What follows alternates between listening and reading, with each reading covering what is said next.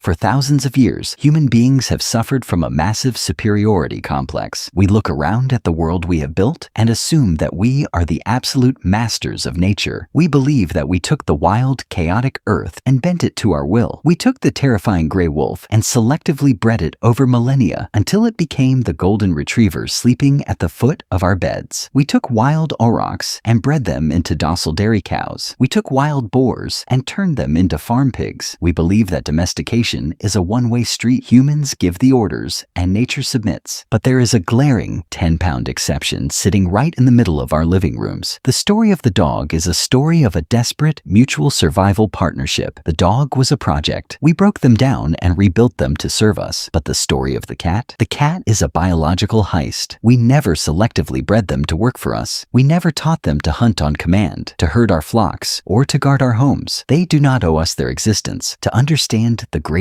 evolutionary trick ever played on humanity, we have to go back roughly 10,000 years to the Fertile Crescent in the Middle East. This was the dawn of the agricultural revolution. For the first time in human history, we stopped wandering, we stopped hunting and gathering, and we started planting. We built the first permanent settlements, and we harvested massive, unprecedented amounts of grain. But this monumental leap in human progress created an immediate, terrifying biological crisis. When you stockpile thousands of pounds of wheat and barley in one place, you are essentially building a beacon for rodents. House mice and rats, which had previously lived in small, sparse populations in the wild, suddenly found a limitless paradise of calories. Their populations exploded into the billions. This wasn't just a nuisance, it was an existential threat. A massive infestation of mice could consume a village's entire winter food supply in a matter of weeks. The rodents brought disease, they destroyed the crops, and they threatened to collapse the very foundation of early human civilization. Humans were desperate. We had no traps, no pesticides, and no predators small and fast enough to deal with the threat. And then, out of the desert, stepped Felis sylvestris libica, the African wildcat. The African wildcat was a highly territorial, solitary, and notoriously aggressive micropredator. By every rule of biology, they should have stayed far away from human settlements. Humans are loud, large, and incredibly dangerous apex predators. For millions of years, the wildcat's survival strategy was to remain invisible in the brush. But the sheer density of the rodent population in human villages altered the wildcat's biological calculus. The calories available inside the human camps were simply too massive to ignore. So, the boldest wildcats crept closer. They slipped into the grain silos at night. They hunted the mice, and humans did something completely unprecedented. We did absolutely nothing. When humans saw wolves creeping near the camp, we threw spears at them. When humans saw bears, we killed them. But when early farmers saw these small, silent predators systematically annihilating the rats that were eating their winter survival rations, they made a silent pact. They let the cats stay. This was not domestication. This was commensalism, a biological relationship where one species benefits and the other is neither harmed nor helped. The cats were not doing us a favor. They didn't care about our grain. They were simply exploiting a hunting ground that we accidentally built for them. We did not put them in cages. We did not control their breeding. We just gave them a warm place to sleep and let them operate. Over dozens of generations, the wildcats realized something profound. Humans were incredibly dangerous to other animals, but they were remarkably docile toward cats. The cats that were slightly less aggressive toward humans didn't have to waste energy running away every time a farmer walked by. They could sleep in the rafters. They could raise their kittens near the warmth of human fires. They began to domesticate themselves. But here is the detail that truly baffles modern geneticists. When we domesticated wolves, we fundamentally altered their DNA. We changed their skeletal structure, their brain chemistry, and their digestive systems. But in 2017, a massive genomic study sequenced the DNA of hundreds of ancient cats, including Egyptian cat mummies and remains from Viking ships, and compared them to the modern house cats living today. The results were staggering. The DNA of a modern house cat is almost entirely indistinguishable from the DNA of a wildcat roaming the deserts of the Middle East 10,000 years ago. We did not change their software. We did not change their hardware. A tabby cat sleeping on a modern sofa is genetically identical to a prehistoric apex predator. The only significant genetic difference scientists could find between wildcats and house cats was a minor mutation related to the neural crest, which slightly affects coat color and makes them slightly less terrified of humans. That is it. They never lost their wild instincts. They never lost their ability to survive without us. If If we didn't change their genetics, how did they seamlessly integrate into the center of human society? Because while they didn't change their DNA, they brilliantly adapted their behavior to manipulate human psychology. In the wild, adult cats almost never meow at each other. Feline communication is mostly chemical, based on scent marking and visual. The only time a wild cat meows is when it is a helpless kitten trying to get the attention of its mother. But as cats began living alongside humans, they realized that humans are highly visual